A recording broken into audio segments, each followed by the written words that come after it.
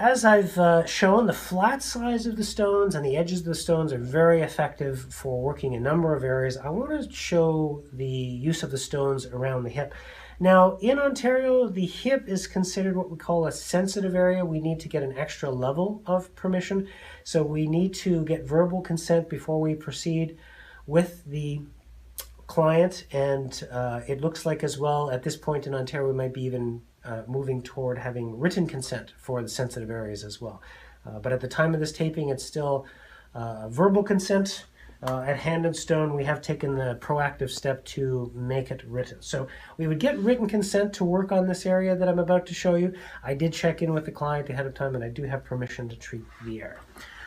So I've asked the client if I can treat the hip, and the client has said yes. So I'm going to tuck down and make some of the muscle available.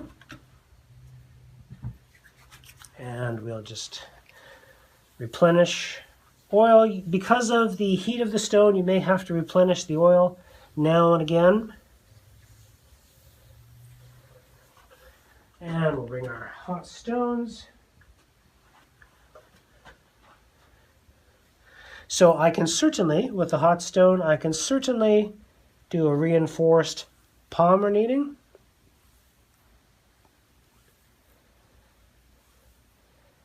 And to the technique that we had previously looked at, we can use the edge of the stones, and very effectively we can squeeze the muscles and the skin in between the edges of the stone, or we can pry apart. Now again, what do we normally do in massage therapy school? We tend to pressure into those deep hip muscles, and it's often quite painful, especially if the person has an acute sciatic pain. But if you pull, if you lift, like so, or you even spread apart, you'll find that these muscles become much more pliable to use than if you were simply just using your hands in regular fashion.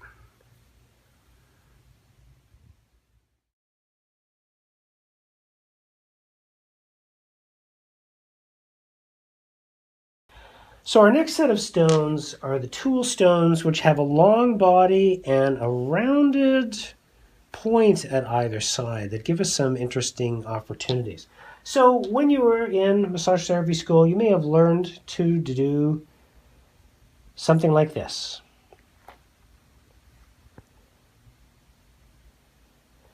Now, this is an effective treatment.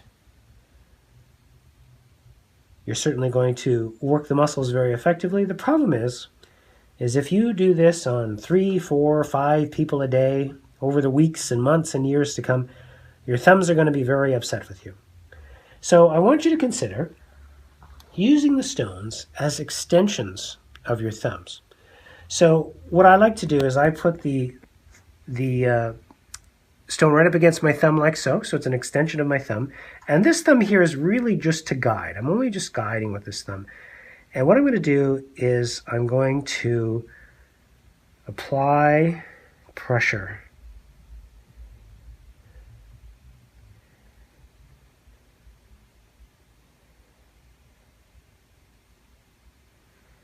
Now the wonderful thing is that the client will feel this as a deeper pressure, but a broader pressure. So our thumbs are a relatively small surface area. This can feel very pokey. But when you use a hot stone and you apply, the client will often reflect that it feels like a broader surface. It feels more comfortable. It feels less painful to apply, less tender. And the heat penetrates deeper into the muscle. Now, perhaps you find a spot that is just not giving up the ghost, a real tight spot, and our client was nice enough to bring one in for us here today. So what we can do is, just like in school we did ischemic compressions, we pushed our thumbs into the muscle. I can use a hot stone, which combines the heat plus the firm pressure of a broad surface, and I can just wait. Much less pressure on the therapist's body, yet the client actually feels a deeper, more soothing pressure because the heat and the firm surface are combined.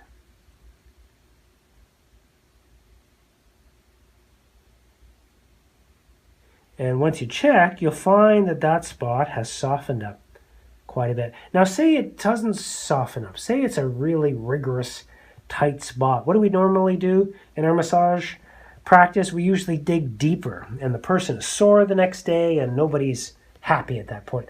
But if you have hot stones available, what you can do is hold that heat. Take your brother stone here. We'll hold that heat on that spot, and we can do a percussive motion, a tapping. Start slowly and allow a little bit of a space in between your taps.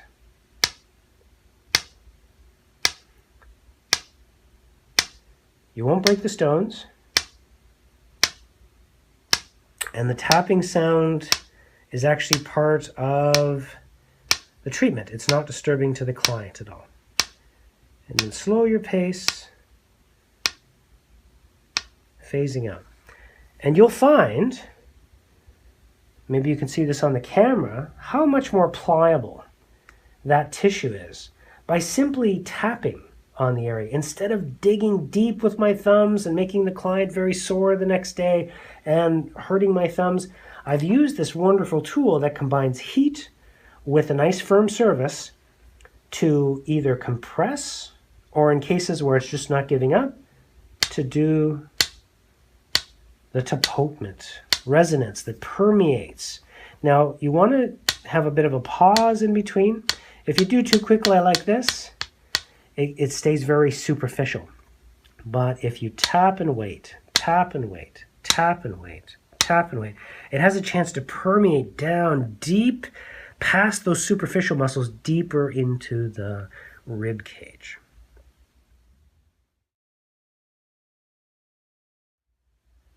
So there are a number of areas that we can use the flat or the edge side of the stone in the upper body. And I would recommend working the shoulders and the back of the arms in this position. They're just easier to manage than in the face-up position. So you can use the stones. I'm working cross-body for demonstration purposes here, but I probably would be on the same side of the body. We can find that edge of the acromioclavicular joint, and we can do some really nice work using the edge of the stone just below the acromioclavicular joint. We can extend all the way out into the back of the arm, the triceps muscles. And again, just for demonstration purposes, I would be on the same side at this point, but you can also come in this direction. So people with golfers or tennis elbow, they get very tight up in and around the origins of the tricep and down into the upper forearm muscles. Very effective use.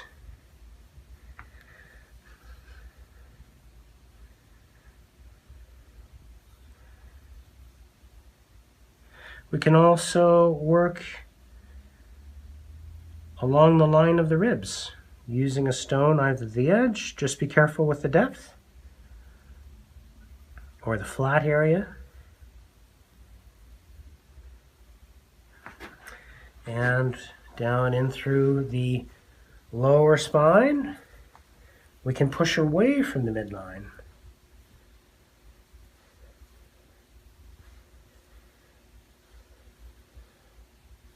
Or pull toward us.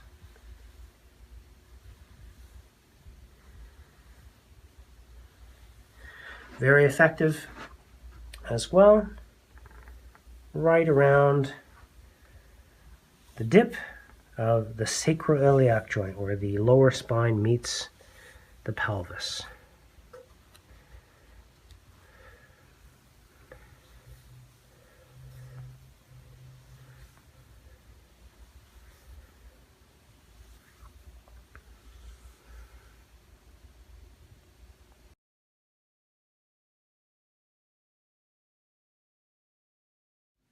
So I've got another technique with the tool stone. This is a combing technique. And what you're using the edge of the stone and you're combing an area. Now, what I encourage you to do, try this when you're practicing. Find an area let's say this area here that's quite inert. You can see from the film it's not moving very much at all. It's quite inert. Now normally what would we do in school, myofascial release? We would take up the slack and we'd wait and we'd wait and we'd wait and we'd wait and we hope something would happen. I'm going to encourage you to try this instead. Use the edge of the stone, do like a combing technique, and it can be done slow or it can be done quickly. It doesn't seem to really matter. We still get a positive effect. I would recommend going in several directions. And you notice the redness that comes up on the skin. That's the circulation coming up to the surface. That's a good sign. That means that we're agitating a bit and causing some changes.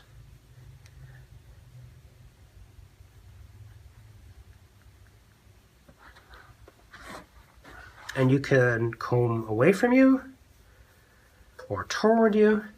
And again, I would recommend multiple angles, especially in areas where muscles run in several directions that overlay each other. Now, just watch this on the camera. Look at that.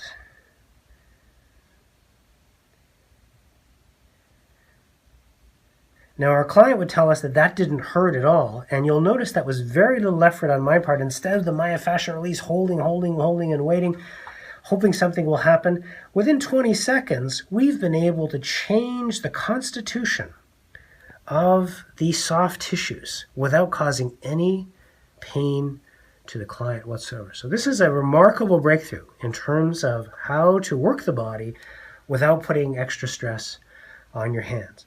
Now I'm going to go right into a sequence of techniques for the shoulder that I would like to demonstrate.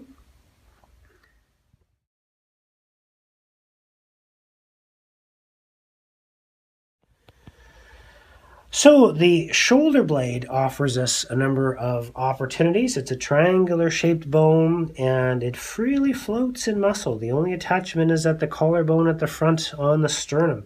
It gives us a great deal of mobility and combining as well stability. The challenge is when people sit at computers all day or very fixed postures, the scapula can get quite stiff on the rib cage, and as a result transfers, because it's not doing its job, it transfers stress into the shoulder and the neck. So I'm going to show you some very specific techniques for the shoulder. So we'll start with the top of the shoulder, the infraspinatus muscle, very important muscle involved when people are sitting at computers all day. And I think we miss this muscle quite a bit in massage. We tend to just gloss over it a couple times and then move on to the low back or other things. But it's a very significant muscle and one, of course, one of the rotator cuff muscles. So using the edge of the stone, you can comb toward you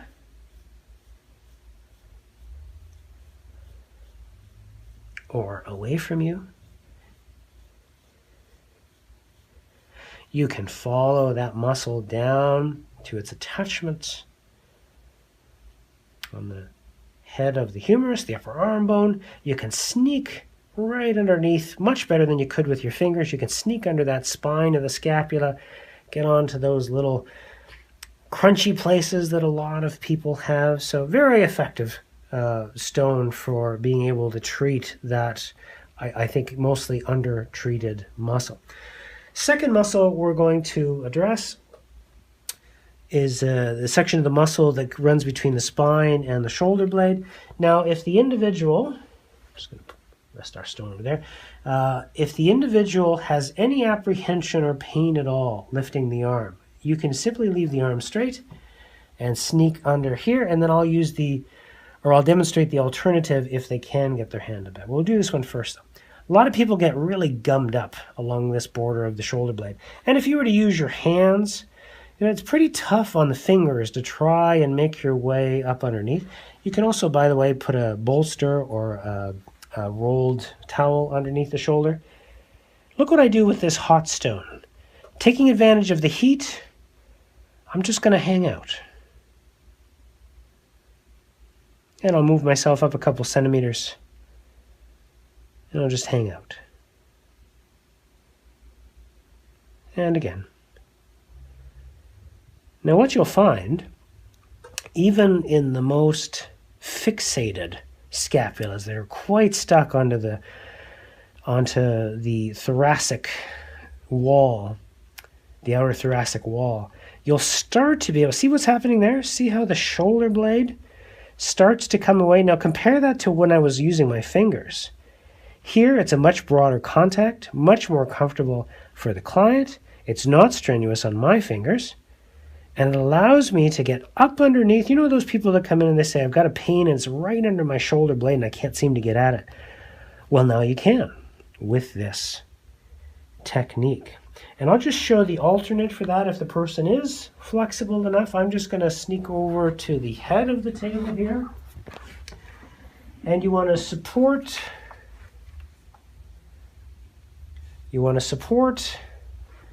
that arm so that the person doesn't feel stress on the anterior shoulder, and simply coming from the opposite angle. So using the heat of the stone and continuing to move, using the heat, using the firm surface, until that scapula starts to liberate away from its tight attachments on the rib cage. So that addresses the vertebral border of the scapula. The next angle we're going to look at is the axillary border. Now this is again an area that's flush with muscles. We have the large latissimus dorsi coming up, and then we have the teres muscles that are attached along the border here, even the subscapularis just underneath the border. I think this is an area that we often avoid. We're concerned that our fingers might go too far and we may touch breast tissue. But the great thing about the stone is it creates a barrier, so it desexualizes any contact. So we can use the stone and sneak up without imposing or give the impression that we're imposing on the breast tissue.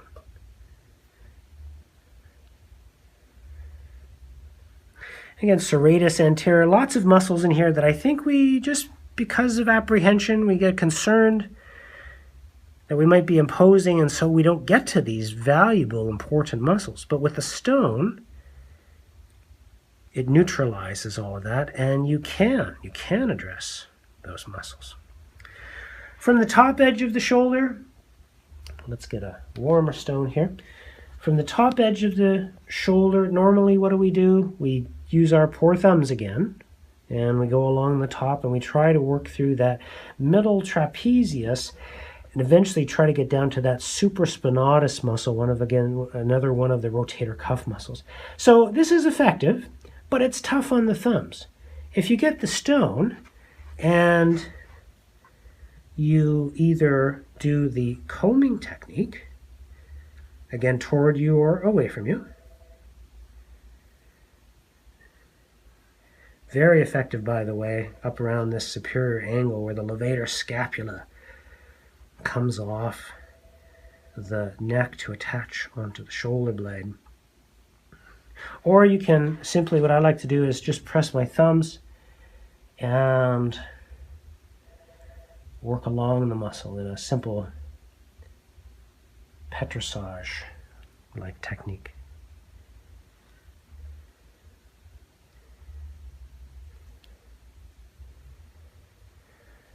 So we've covered the top of the shoulder blade, the axillary border, the vertebral border, the top border here. And again, I'm working across table for demonstration purposes, but I normally would be on the same side. We can get into that meaty area of the deltoid muscle, the shoulder muscle that does so much work in our daily lives. And we can just come off the edge of that with the stone very effectively. Okay, and that's how you treat the shoulder blade area. All right.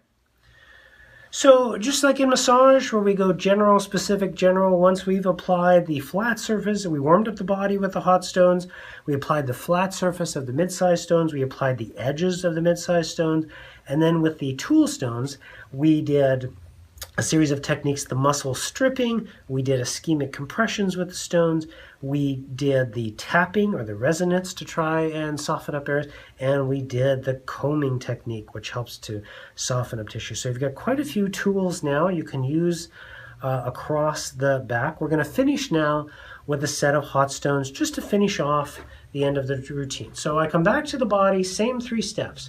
Introduce my touch, give them a sense of the area that I'm going to cover, and then when I'm ready, I turn the stones over and apply.